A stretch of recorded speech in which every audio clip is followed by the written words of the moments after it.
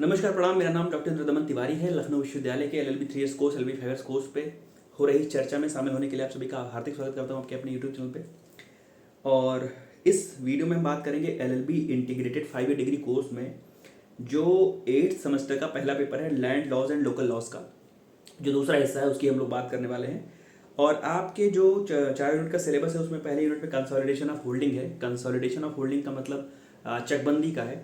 तो जो पहली यूनिट है पूरी की पूरी चकबंदी की, जिसमें आपको पढ़ना होता है UP consolidation of holdings act 1953, जिसमें आपको चकबंदी के एम के विषय में, चकबंदी के ऑब्जेक्टिव के विषय में।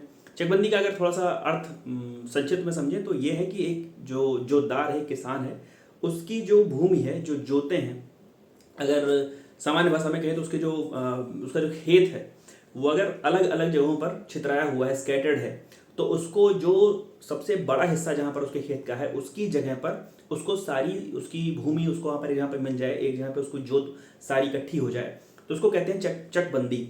मीन्स वो जो स्कैटर्ड पीसेज हैं उनको एक जगह पे उसको कंसोलिडेट कर देना, उसको उसका समेकन कर देना, चकबंदी कहलाता है। तो चकबंदी की एम, चकबंदी का ऑब्जेक्टिव, चकबंदी की ओपनिंग, चकबंदी की शुरुआत कैसे होती है, चकबंदी में स्टेटमेंट ऑफ प्रिंसिपल का मतलब क्या होता है, योजना का मतलब क्या होता है, इसी के साथ में चकबंदी की बंदी कब मानी जाती है, कब माना जाता है कि चकबंदी का क्लोजर हो चुका है, अब चकबंदी खत्म हो चुकी है।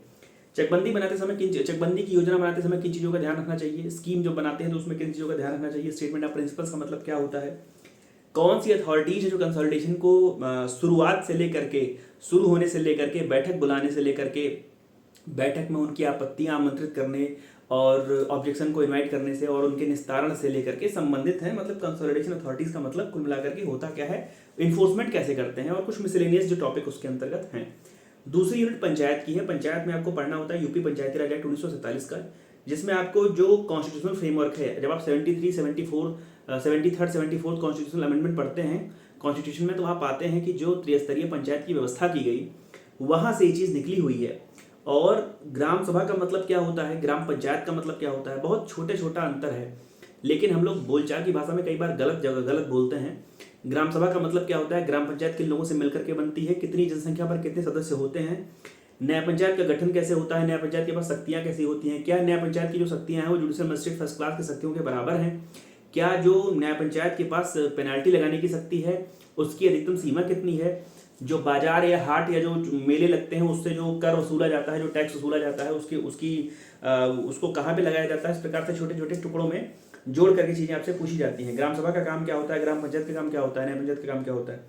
तीसरी यूनिट रेंट और एविक्शन को लेकर के है। रेंट एविक्शन में आपको पढ़ना होता है UP urban building regulation of letting rent and eviction act 1972 का। यहाँ पर ध्यान देने वाली बात है कि ये एक्ट में 2021 में एक ऑर्डर भी है, जो 2021 का भी एक एक्ट है। तो प्रयास कीजिएगा कि थोड़ा सा दोनों का कंपैरिजन करके, दोनों की तुलना करके समझिएगा, पढ़िएगा कैसे जो लेटिंग है, जो कैसे मकान, आप लखनऊ शहर में रह रहे हैं, जो लॉ की पढ़ाई कर रहे हैं, अगर आप किसी दूसरे शहर के होंगे, लखनऊ में रह रहे होंगे, तो आप मकान जो आपने कमरा लिया होगा, फ्लैट लिया होगा, मकान लिया होगा, अपार्टमेंट लिया होगा, भाड़े पर लिया होगा, मतलब किराए पर लिया होगा, तो उस लेटिंग का जो रेगुलेशन है, उस रेंट की जो व्यवस्था है, रेंट कंट्रोल अथॉरिटी कौन होता है, रेंट को जो डिसाइड करने का जो तरीका है, और किस स्थिति में आपका एविक्शन हो जाएगा, तो इन सारी चीज़ों को लेकर के जो एक्ट है उसका एम, ऑब्जेक्टिव, डेफिनेशंस वगैरह पढ़ना है। स्टैंडर्ड रेट का मतलब क्या होता है, मानक किराया क्या होता है, और मानक किराया निर्धारण का जो सवाल है वो अक्सर पूछा जाता रहा है। तो मानक किराए की परिभाषा क्या है, मानक किराए का निर्धारण किस प्रकार होता है, कौन करता है, सब आपको कायदे से पढ़ना है। उसके बाद इजेक्टमेंट वाली बात है। इजेक्टमेंट का मतलब बेदखली आपने पिछली बार भी पढ़ा है, जहाँ पे आप लीज पढ़ते हैं, सरेंडर पढ़ते हैं, अबेंडनमेंट पढ़ते हैं, वहाँ पर आपने इजेक्टमेंट भी पिछली बार पढ़ा है। चौथी यूनिट में दो एक्ट मिलते हैं। एक तो 1973 का UP urban planning development act है, जिसके अंतर्गत जो अर्बन प्लानिंग मतलब जो शहरी योजनाएं हैं, जो शहरी विकास है उसकी व्यवस्था है, उसके विकास की व्यवस्था है। और दूसरा यूपी म्यूनिसिपैलिटीज एक्ट है 1916 का।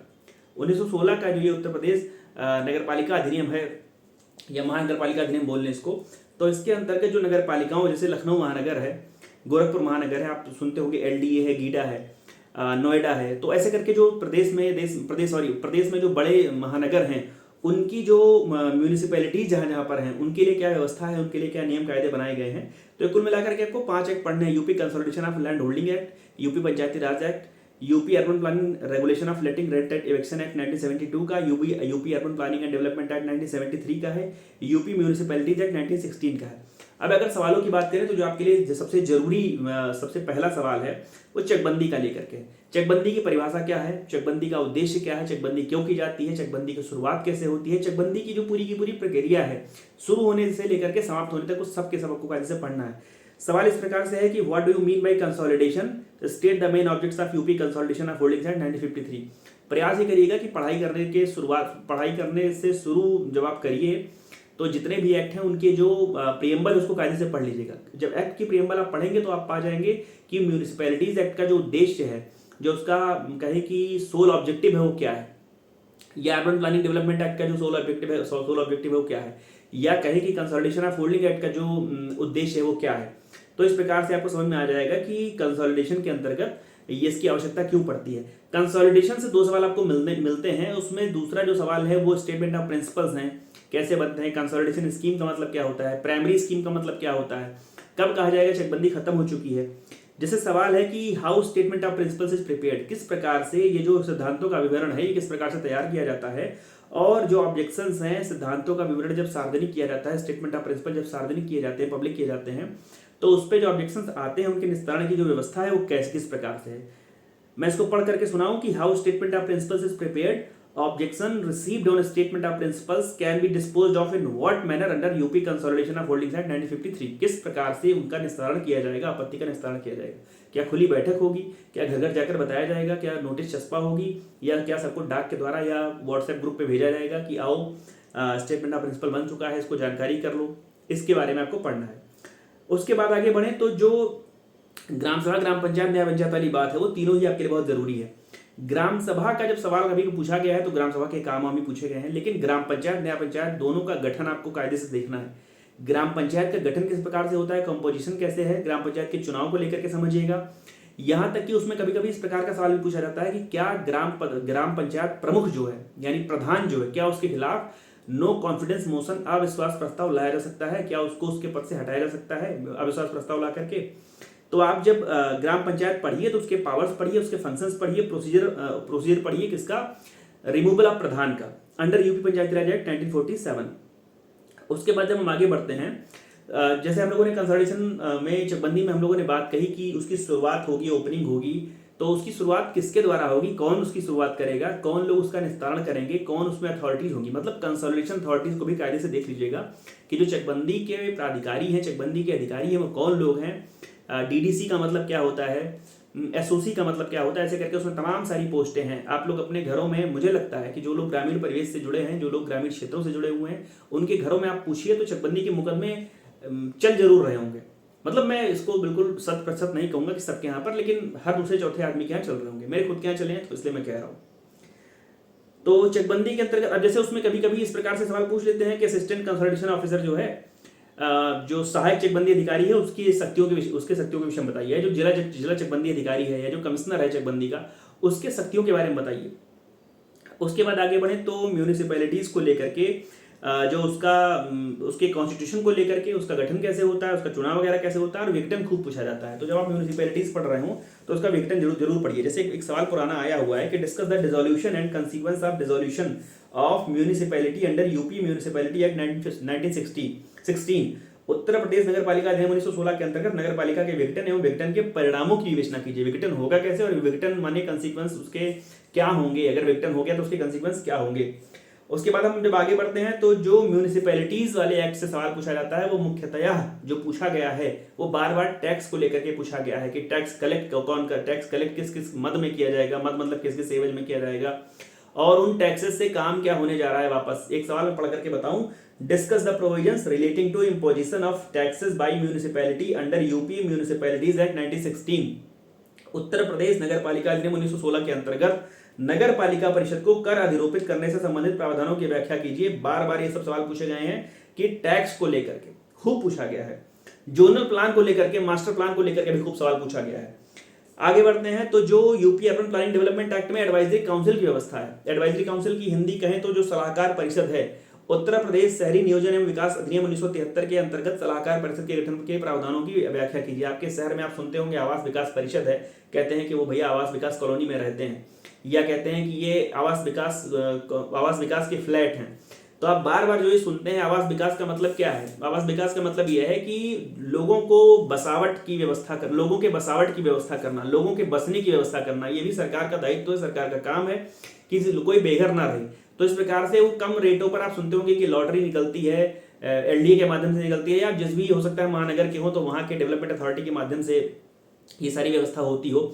शहरों में बहुत सारी ऐसी योजनाएं हैं, तमाम सारे राजनीतिक दल उनके सत्ता में रहते हुए अपने जो आइडल्स हैं, अपने आदर्श हैं, उनके नाम पर उन्होंने जो आवास निकाले हैं, चाहे वो इंदिरा आवास हो, चाहे कांसीराम आवास हो, चाहे अम्बेडकर साहब के नाम से अम्बेडकर आवास है, या कांसीराम आवास हम लोगों ने कहा, लोहिया आवास है। तो इस प्रकार से जो आवास की व्यवस्था है वो की जा रही है। न्याय पंचायत हम लोगों ने वहां पर शुरुआत में कहा था कि न्याय पंचायत का आपको जब आप पढ़िए कि न्याय पंचायत का गठन कैसे होता है, न्याय पंचायत का जुरिस्डिक्शन जरूर पढ़िएगा। उसमें पढ़िएगा कि न्याय पंचायत का पिक्यूनरी जुरिस्डिक्शन क्या है, न्याय पंचायत का पीनल जुरिस्डिक्शन क्या है। क्या न्याय पंचायत किसी को 3 साल की सजा दे सकती है, 5 साल की सजा दे सकती है, या उसको 1 घंटे की सजा दे सकती है। क्या न्याय पंचायत के द्वारा किसी कारावास देने का प्रावधान है, क्या उसे एकांत परिरोध देने का प्रावधान है, या उसको डेथ सेंटेंस, लाइफ इंप्रिजनमेंट किस्म की चीजें देने का प्रावधान है, या वो पेनाल्टी दे सकती है। अगर पेनाल्टी इम्पोज करेगी तो कितने तक की पेनाल्टी इम्पोज करेगी। खूब कायदे से न्याय पंचायत के विषय में पढ़िएगा, उसके कार्य करने के तरीके को। और साथ ही साथ ये पढ़ने के साथ साथ अपने घरों में अपने पिताजी को, माताजी को फोन करके जरूर पूछेगा कि हमारी न्याय पंचायत का नाम क्या है, हमारी ग्राम पंचायत का नाम क्या है, हमारी ग्राम सभा का नाम क्या है। कम से कम इसी बहाने आपको जानकारी हो जाएगी। उसके बाद आगे बढ़े तो जो अलॉटमेंट ऑर्डर को लेकर के सवाल खूब पूछा जाता है। अलॉटमेंट ऑर्डर का मतलब क्या है, अलॉटमेंट ऑर्डर को लेकर के सवाल किस प्रकार से पूछा गया है कि state the conditions for making allotment order, आवंटन आदेश देने की शर्तों की विवेचना कीजिए। उसके साथ सवाल पूछा गया है कि can a reason be filed against the order of allotment, क्या आवंटन आदेश के विरुद्ध पुनरीक्षण याचिका फाइल की जा सकती है। तो इस प्रकार के सवाल जो पूछे जाते हैं वो कभी कभी चीजों में जोड़ करके पूछे जाते हैं। ध्यान दीजिएगा कि चीजों में जोड़ करके सवाल पूछे जाते हैं। मैं दोबारा आपसे कहूंगा कि जब आप लेटिंग पढ़ रहे हो, रेंट एविक्शन पढ़ रहे हो, तो वहां पर आप स्टैंडर्ड रेंट का मतलब समझ लीजिएगा कि उसका निर्धारण कौन करता है। डिस्ट्रिक्ट मजिस्ट्रेट जो होता है वही अधिकारी होता है, सक्षम अधिकारी होता है सबका, तो वो कैसे काम करता है उसको समझ लीजिएगा। और मैं फिर से अपनी बात दोहराऊं कि 5 एक्ट आपके सिलेबस में है। अगर आप पढ़ाई अभी शुरुआत करने जा रहे हो, या हो सकता है आप 6 महीने से 4 महीने से सेमेस्टर पर पढ़े हो, तो भी आज अगर आप ये वीडियो देख रहे हो तो सबसे पहले जाकर के किसी भी एक्ट का प्रीएम्बल पढ़िएगा।